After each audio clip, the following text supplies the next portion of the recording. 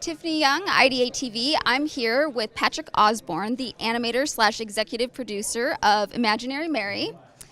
Tell me, how did you get into animating and how did that come about? When did you first know that you wanted to be an animator? I did that in high school. I was into animating. My dad is a toy designer. We were in Cincinnati. He worked for Kenner. They do like Strawberry Shortcake and Care Bears and Star Wars and stuff.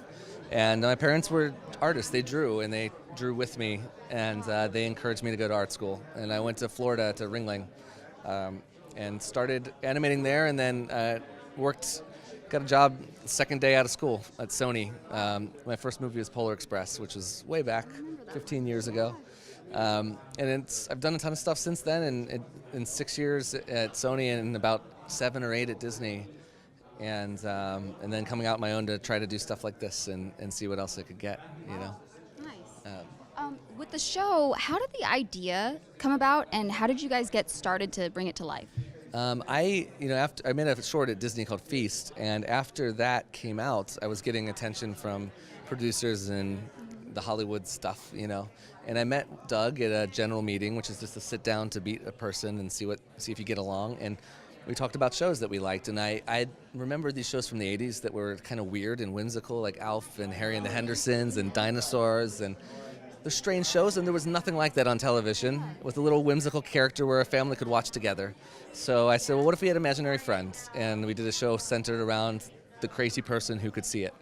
And Doug said, that sounds like something Adam Goldberg would like. So he introduced me to Adam Goldberg. And Adam had all of my dad's toys on his shelf. And I'm like, well, my dad made these toys. And he's like, cool. So we got along. Wow. And then from there, he brought David Gracio, one of his writers and friends, to showrun it, and then we talked about what it would be and pitched it, and it's been a roller coaster since then. Wow. Do you like being an animator or a producer better? They're very different. I love animation, and I try to do, this is the first thing I've worked on that I didn't animate anything myself personally, but I enjoy commenting on animation, giving notes, coming up with ideas. It's really fun. Producing is a whole different thing.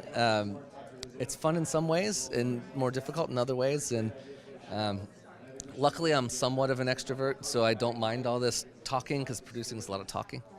And animating is very private, by yourself kind of work. So I do like the social side of it.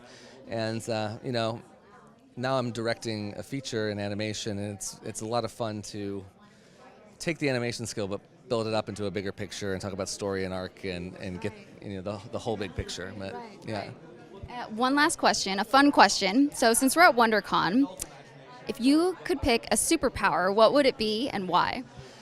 Oh, I thought flying, and then I thought invisibility, and then I thought invisibility is creepy, so I'll say flying. Nice. Yeah.